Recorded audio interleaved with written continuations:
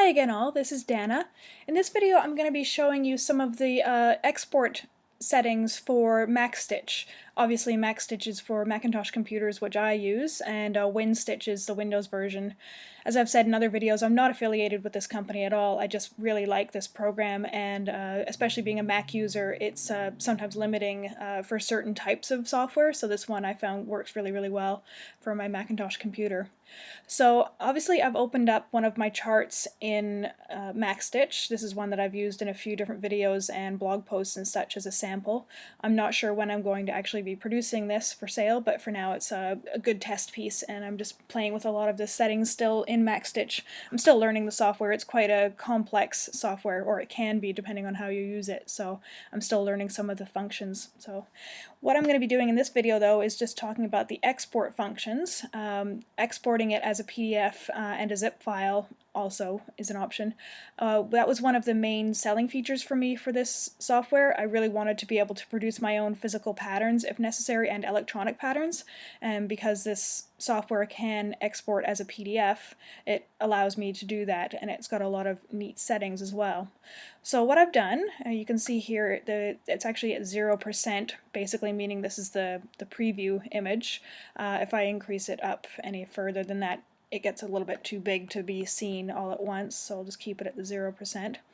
So I have done some experimenting before, and I talked a little bit about the export functions in the MacStitch demonstration video I did last time, but I'm going to be covering those options a little bit more in this video so you can actually see what some of the settings do in practice. I've done actually 4 tests of exporting this and trying out different things with it.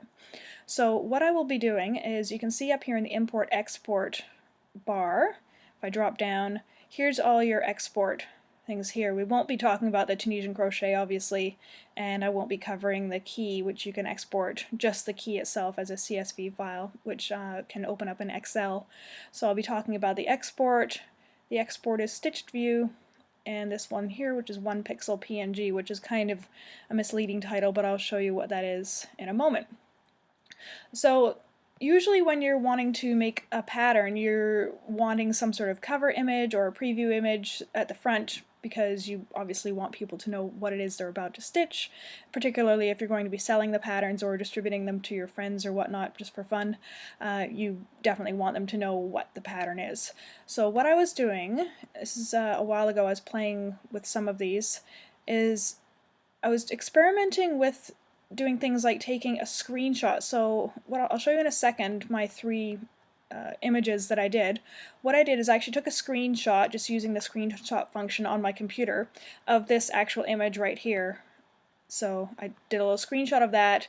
It came up a certain size and pixel dimensions, which I'll talk about in a second when I show you the actual screenshots.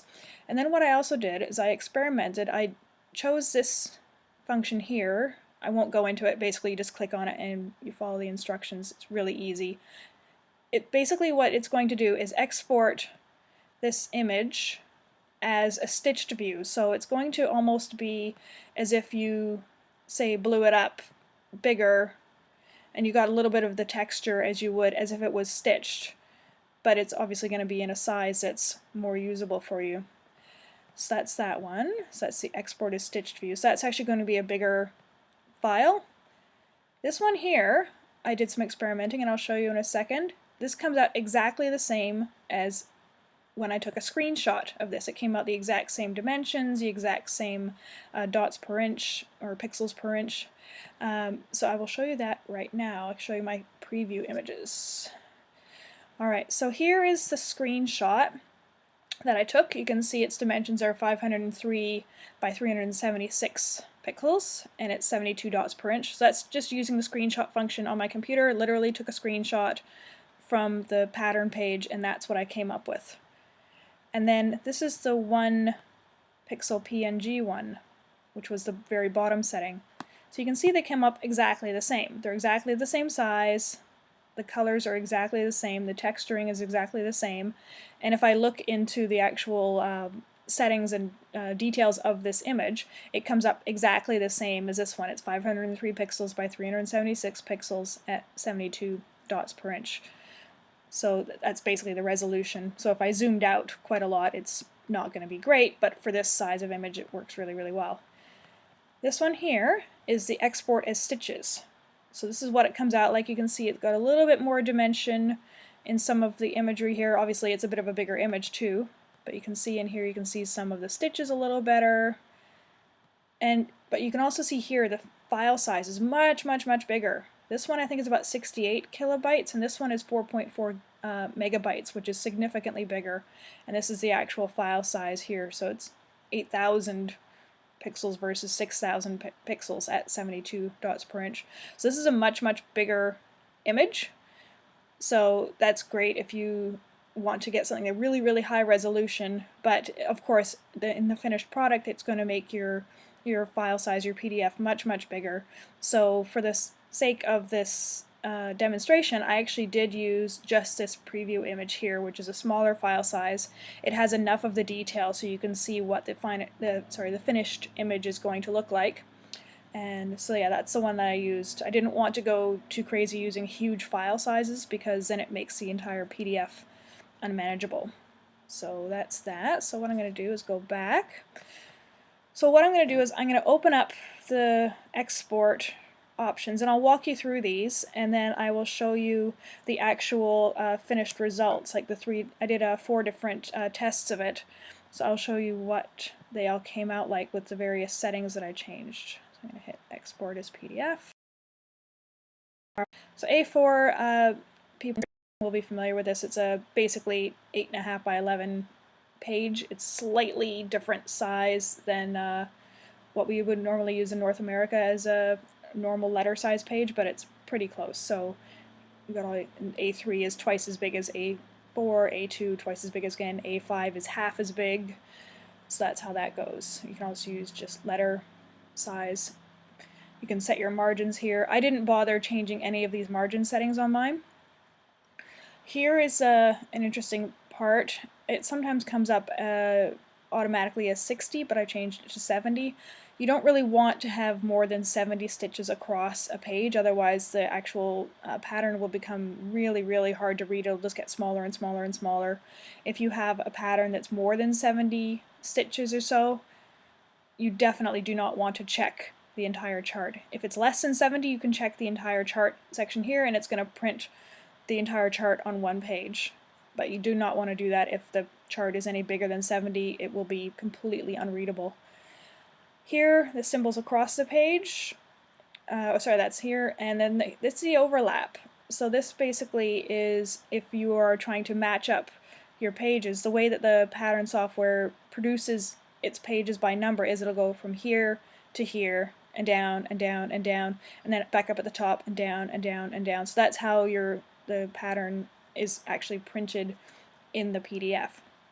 So the overlap is, it's going to be putting basically a little shadow of 5, or however many you decide to choose. I choose 5. It's going to make a little shaded overlap. This is the color it will end up, so that way you can match up your pieces. Obviously you're not going to want to double stitch your shaded overlap. You want to make sure you're only stitching that once, but that way it helps you line up the next page with what you've already stitched on the previous page. And this selection here, only export the used area. That's if, say, you have a chart that's kind of got a weird shape, or let's say the actual chart itself is, say, 300 stitches wide technically, but the pattern itself is only taking up 200 stitches. This will only export the used area, so you don't end up with a lot of random white space on your chart, which is kind of a waste of paper if you're actually going to be printing it. So that's the sizes tab here. Style. So this one's got a lot of different options as well.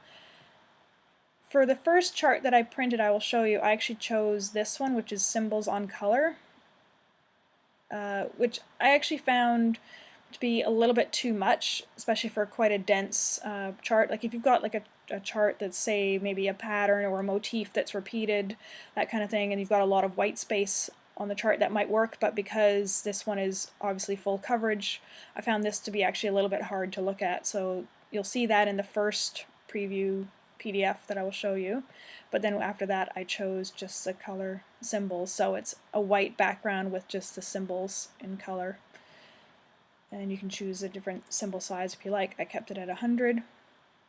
I obviously chose a grid. I did want the grid to be printed out because it is a bigger pattern And what I did is the default for this is 1 and 1, the thick line width and the thin line width.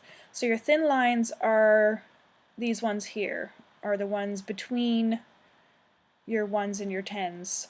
Your thick line is every 10th stitch. So on, say, column number 10, that line can be thicker. On row number 10, that line can be thicker, and that's where you would select that here. I will show you in a couple of them. I was experimenting with changing the stitches. In the first one I did 1, the second one I did 3, third one I did 6, the last one I did 14 just to see, and the 14 I think actually shows up the best, so yeah, you'll see that. I'll point that out too in the pattern. Obviously rows and columns, you want those numbered. Center marks, yes. Title, if you want the title to be included, you can either check or uncheck that. The first one I did include the title, the next ones I didn't. Your copyright, so your date, your name, if you want it printed on the bottom of each page, you can see here it's got a preview of where your copyright would go. Same with your title. You click that, here's a preview of where that's going to end up on your page. Your backstitch options, which I don't have. I tend not to do backstitch. You can actually also include your page number. I actually didn't include that in my patterns when I made the PDFs, but in actual fact I would include the page number. I just forgot to tick that one when I was making the patterns. Alright, next one, preview page. So this is a really neat option. So if you don't want to have your own cover page, or say you're just making a one-off chart and you don't need it to look super professional or have other information on it, you can just do a preview. So this one's kind of cool. I'll show you here.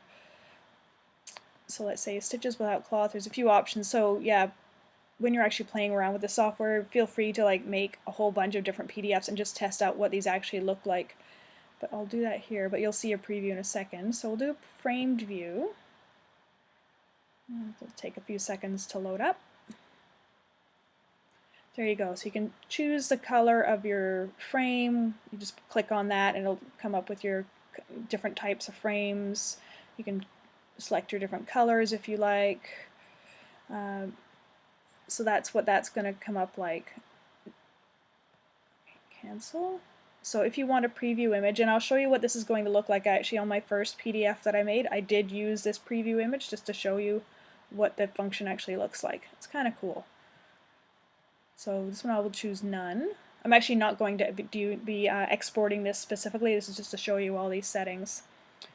Cover page. So this is where you can come up with your own cover page. The first one I will show you, I used just the export. There was a 1 pixel PNG, that the little preview image that I showed you before. I actually just selected that, I had that saved to my desktop, and I used that as my preview, as my cover page image. And so you just go into here, you would choose where your file is. It can be any image, it can be something that you've made off of Photoshop, and I'll show you what I've done with my actual cover image in a Photoshop-esque type online software.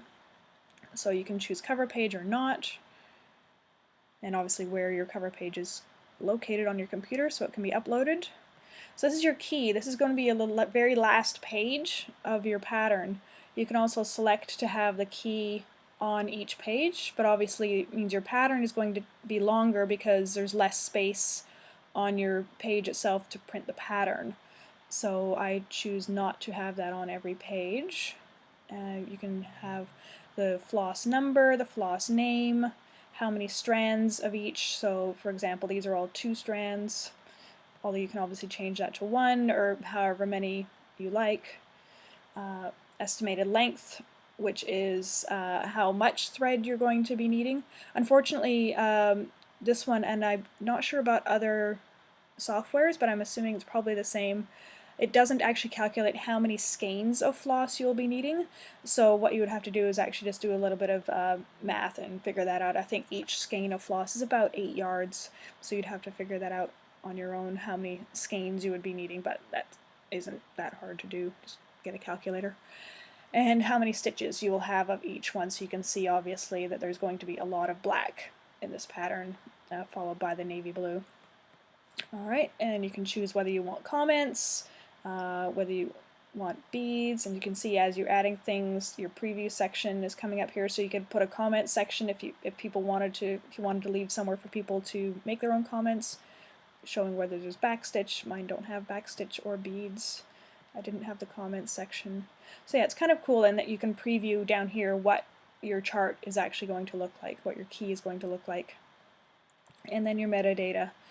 This just gets sort of buried into the actual file itself. This doesn't show up anywhere on the chart specifically, it just goes into the information of the actual PDF chart itself. So I'm not going to export that because I've already done some options, and I will show you those right now. Alright, so here's my first test here. I've got all 4 of them open. So as you can see, this is that preview image. This is this one here. This was the, I'll go back and I'll show you where it was. That is this one here. So that's your preview image. It's exactly the same as if you'd just taken a screenshot of this. The size is the same, dimensions the same, everything is the same. So that's your preview image here. So this was the one I selected as my cover image. So in the options where you could see the drop down, there was one whole tab for the cover image, and this is what I selected. I chose it, off of my desktop and chose that to be my cover image. So it's nice, but for me it's not overly useful in the sense that there's no other information, and you can't overlay any other information on this. Like I can't put a title or the name of the chart, anything like that into it. And down here, so this here is the preview page. I'll go back and I'll show you that option just so you can see it again, just so you can distinguish which ones are which. So the preview page is the one that's got the frame around it. The cover page was the one that was right at the front. So you can choose either one of these. You can choose both, you can choose neither. Totally depends on what you like. So this is the preview image.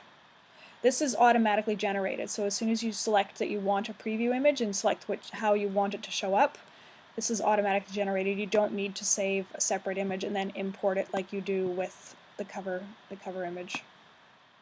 Alright, so this is the preview image here.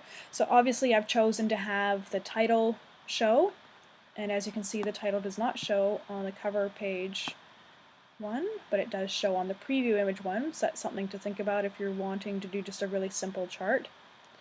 And also have the copyright information showing up down there. I've forgotten to put the date into the first one, and obviously if I'd had page numbers, the page numbers would be starting here. And then we get down into the chart. So you can see this was the one that was the color symbols onto a colored background, and it's a little intense to look at. It's going to make you go a little bit squirrely, particularly with the symbols that it's chosen. And as I've said in your pattern itself, if you don't like how a particular color has been denoted as a symbol, you can actually change the symbol in the pattern itself. So you can see here too, what I want to try and show you is you can see that every 10th row, there is no real delineation between every 10th row and the rows around it as far as the thickness of the grid line. That was because in this one the grid lines were 1 and 1, so the thin ones were 1, the thick ones were 1, so obviously it's all going to look the same. So if you're working, say, down in here somewhere, you're going to have a really hard time knowing exactly where you are. So you're going to have to do a lot of counting to make sure that you're getting, your changes in colors and stuff accurate. So that's why I prefer having a thicker grid line. It makes things a lot easier. So I'm going to quickly go through this. Obviously, the pattern will load if you give it a second. There isn't big blanks in the pattern in actual fact. So you can see here's the edge of the pattern at the very bottom. And then the last page, this is your key, which is really cool. It comes out really, really nicely. So yeah, here's your length, your number of stitches, your strands, all this kind of stuff. Your symbols come up really, really nicely. So yeah, the key in this program is actually really, really well done. So that's my first one. The second test I did, this one I actually did using a Photoshop software called, well, it's not Photoshop directly, but it's similar. It's called Pixlr, and I'll put the link in the bottom of the screen. It allows me to basically make my own headers and such, and then I can import. Basically what I did is I created this whole page. I'll actually just zoom it out a little bit so you can see it as one page. I basically created this with the black border was one page that I created in the Photoshop function, or software I should say, and then I imported that entire image as my cover page. So I overlaid the preview image that I already had, I put in some information, the date, the name, things like that, my logo. One thing I forgot to include was the finished dimension and the number of colors, because I like to have that right on the front cover of the pattern, and I forgot to include that, but anyway, so that's what you can see. That's a designed cover page that I've done, and then I haven't used the preview image function. So here too you can see, I'll just zoom in a little bit, I've actually changed the symbols. This is the color symbols on a white background, so it's a little easier to read. Again, you can't see the difference in the grid lines, even though I had changed it so from the thin ones were 1 and the thick ones were supposed to be 3. There was no change, so there was no real delineation between them, so I didn't like that so much. I wanted there to be a visible demarcation between each one, particularly if you're going to either use pre-gridded fabric or you grid it out yourself. I use a mechanical pencil to grid my fabric out. So this is the third one, and I'll go back up to the top. So again, I'm using my own cover image, and this time I did include this information. Even though in the preview, in the PDF reader, it kind of looks like the text is fuzzy, I think basically what happened is just when it imports this image as a cover, it kind of compresses it a little bit, so it ends up looking a little bit fuzzy. I actually did do a test print of this page on regular letter size paper, and the printing comes up just fine. It comes up quite clear. So it's just the way it kind of ends up getting viewed in the PDF reader that makes it look a little off. But it actually does look just fine when it's printed. So here again, I tried upping the grid lines to 6 this time. Originally there were 1, then 3, and this one's 6, and there's still not really any good demarcation between them. So I knew that that had to be changed again. And you can see I finally put the date in there. Again, I forgot to put the page numbers in, but it's not a problem. And then here's my last one. Alright, so here we go. We've got the same cover image as before. And here's the grid lines at 14. So this is the thickest that the grid lines can go. Might be a little too much, but for me I'd rather have the grid lines be really, really visible, and you can see that they don't interfere with the patterns or the other symbols and such around them. But I prefer to have the grid lines really, really visible, as that way it makes it much easier for me to follow my pattern and count and make sure I'm not screwing up and getting the pattern out of whack, particularly once you start getting into the center of the flower, like all this kind of detail in here. That's going to start getting really messy if you start miscounting. Around here, not such a big deal. In here, yeah, you're going to start getting into some problems if you're miscounting. So that's why I really prefer, personally, to have quite a thick grid line. So that's the 14, number 14 on the grid's settings. So that's pretty much it. I'll go back, you can see the key again.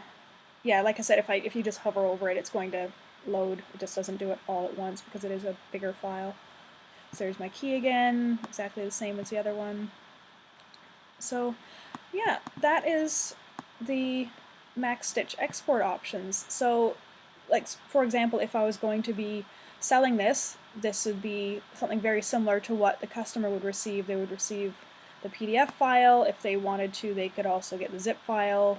That way it's a little bit, it's more compressed, so it's easier to send by email.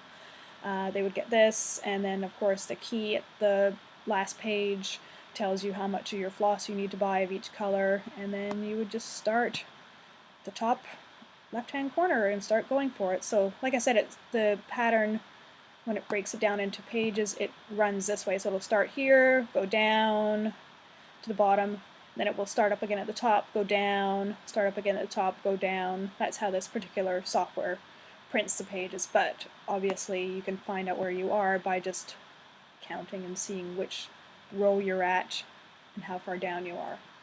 Another reason why I like to grid my fabric, it just makes finding where I am a lot easier. So that's it for now. That's the export functions of MacStitch. If you have any questions or comments, please feel free to leave them at the bottom of the video and I'll get back to you and answer anything you have.